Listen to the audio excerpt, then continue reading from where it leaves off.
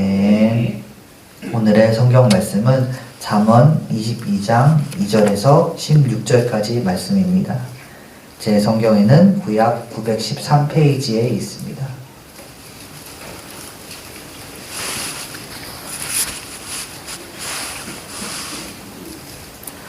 오늘의 성경 말씀은 잠언 22장 2절에서 16절까지 말씀입니다. 제 성경에는 구약 913페이지에 있습니다.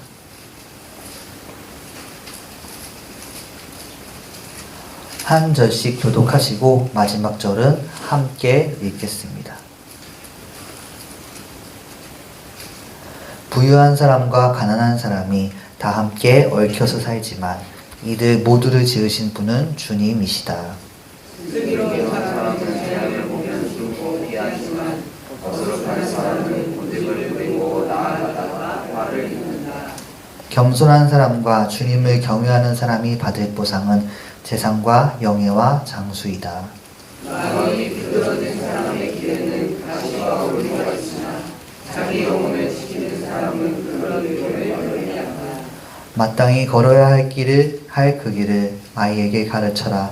그러면 늙어서도 그 길을 떠나지 않는다. 가난하면 부자의 지혜를 받고 빚지면 재기에 죽이는다. 악을 뿌리는 사람은 재앙을 거두고 분노하여 휘두르던 막대기는 기세가 꺾인다. 남의 자산에 쏟아뜨는 사람이 복을 받는 것은 그가 자기의 먹거리를 가난한 사람에게 나누어 주기 때문이다. 거만한 사람을 쫓아내면 다툼이 없어지고 싸움과 욕설이 그친다. 깨끗한 마음을 간절히 바라며 덕을 끼치는 말을 하는 사람은 왕의 친구가 된다. 주님의 눈은 지식 있는 사람을 지켜보시지만 신의가 없는 사람의 말은 뒤엎으신다. 게으른 사람은 핑계대기를 바깥에 사자가 있다. 거기에 나가면 찢겨 죽는다. 음행하는 여자의 입은 깊은 함정이니 주님의 저주를 받는 사람이 거기에 빠진다. 아이의 마음에는 미련한 것이 얽혀 있으나 흥미의 매가 그것을 멀리 쫓아낸다. 이익을 탐해서 가난한 사람을 학대하는 사람과 부자에게 자꾸 가져다 주는 사람은 가난해질 뿐이다. 아멘. 유튜브 채널 중에 잘잘법이라는 채널이 있습니다.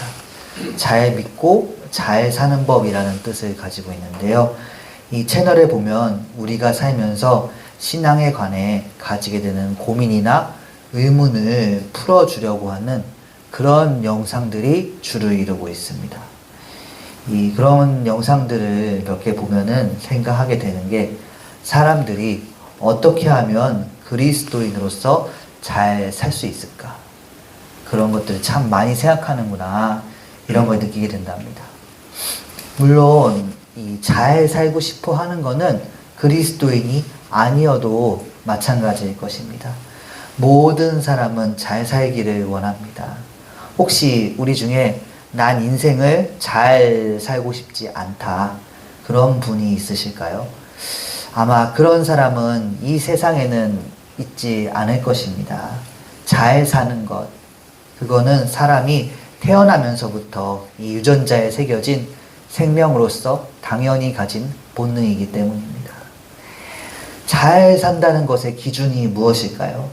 재산, 건강, 자유, 가족, 존중, 사회 정의 등등 나라, 민족, 그 사람의 환경 따라서 기준이 조금씩은 다를 것입니다. 성경에서는 잘 산다는 거의 기준을 바로 하나님을 경외하는 인생이라 두고 있습니다. 오늘 본문이 포함된 성경인 잠언은 1장 2절에서 5절에 걸쳐서 이렇게 말씀을 합니다. 이 말씀이 인생을 지혜롭게 살게 하기 위해 쓰여진 말씀이라고요. 1장 7절에 이렇게 말씀하고 있습니다. 주님을 경외하는 것이 지식의 근본이라고요. 다시 말해서 잘 살기 위해 알아야 할 지식 중에 근본이 되는 것은 무엇이냐? 바로 주님을 경외하는 것이다. 이렇게 선포하고 있는 것입니다. 이 잠언이라는 성경은 그런 점에서 이 모든 다른 65권의 성경들 중에서 독보적으로 특이한 성경입니다.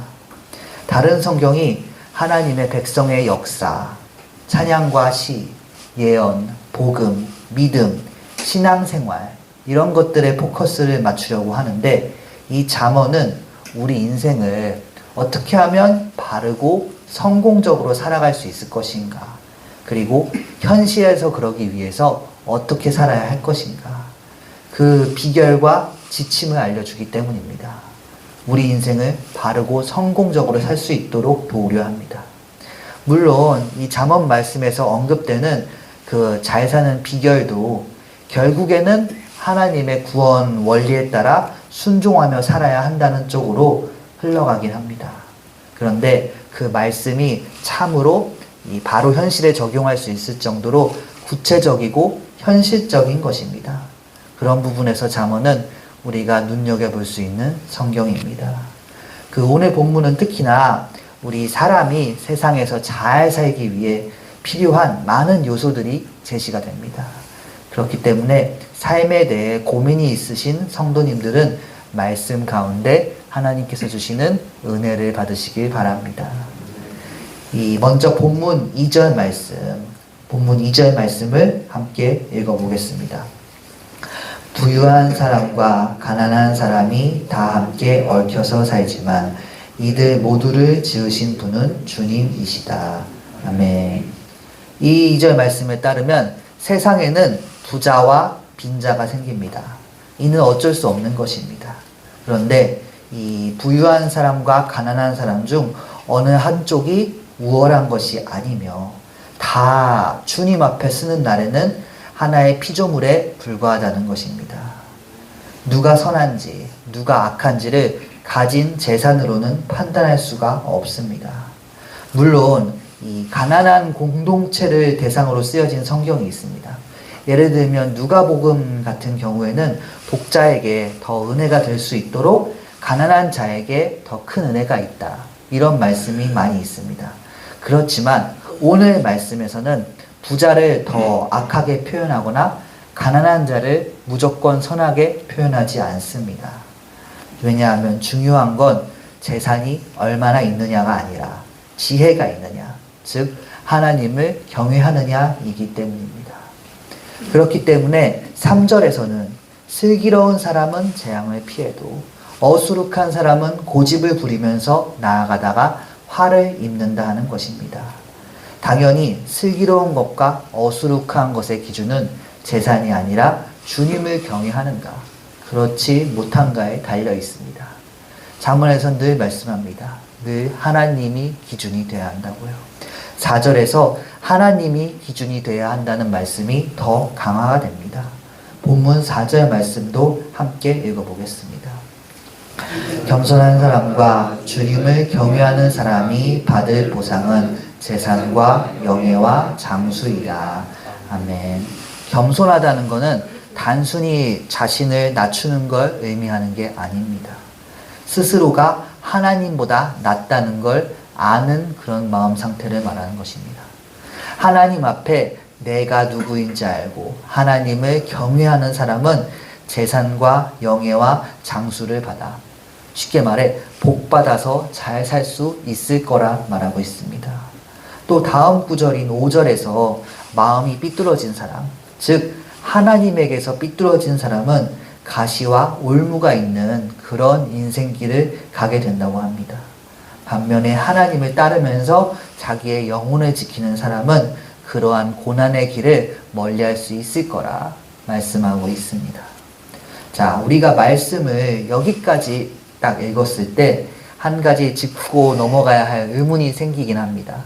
바로 불행한 일은 그러면은 주님께서 우리가 주님을 잘 따르지 않았기 때문에 생기는 비극인가 라는 것입니다. 우리는 주님께서 우리와 함께 하실 때의 열매를 그저 행복하고 잘 사는 것으로만 판단할 수 있는 것일까요? 구약의 여러 성경에서 이 주님께서 함께하지 않을 때 생기는 비극이 악인가 라는 문제로 수없이 언급을 하긴 합니다. 대표적으로 욥기라든지 예언서론 하박국, 시편의 한탄시들, 대선지서의 일부들에서 보면은 믿지 않는 저 원수들이 믿는 사람들보다 더 잘 사는 모습들이 계속 언급이 됩니다. 이런 것들을 종합을 해볼 때 우리가 이렇게 말씀에서 생각을 해볼 수 있겠습니다. 하나님을 경외하는 사람은 단순한 신앙생활뿐 아니라 현실에서도 그 모습이 교차해야 한다라는 것입니다. 잠언에서는 잘 사는 인생이 하나님을 경외하는 삶이라 하고 있는데, 이러한 잘 사는 삶은 단순히 교회 안에서 그 영적인 신앙생활뿐만이 아니라 교회 밖에서도 경건한 모습이 드러나고 잘 살 수 있어야 한다는 것입니다. 본문 6절에 보면 마땅히 걸어야 할 길을 아이에게 가르치라 하고 있습니다. 다시 말하면 하나님을 경외하는 삶은 우리가 일상에서 마땅히 행해야 하는 것들을 행해야 하는 삶이다 라는 것입니다.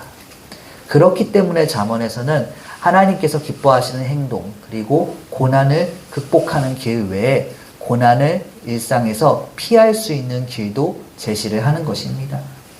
본문 7절에 보시면 가난과 빚을 피하라고 하고 있습니다. 8절에서 11절까지를 보시면 사람을 가려서 사귀라 말씀하고 있습니다. 악하고 자주 분노하면서 거만한 사람은 멀리하고, 남을 보살피면서 깨끗한 마음을 바라고 덕 끼치는 말을 하는 사람은 왕의 친구가 될 것이다. 복이 있다는 것입니다.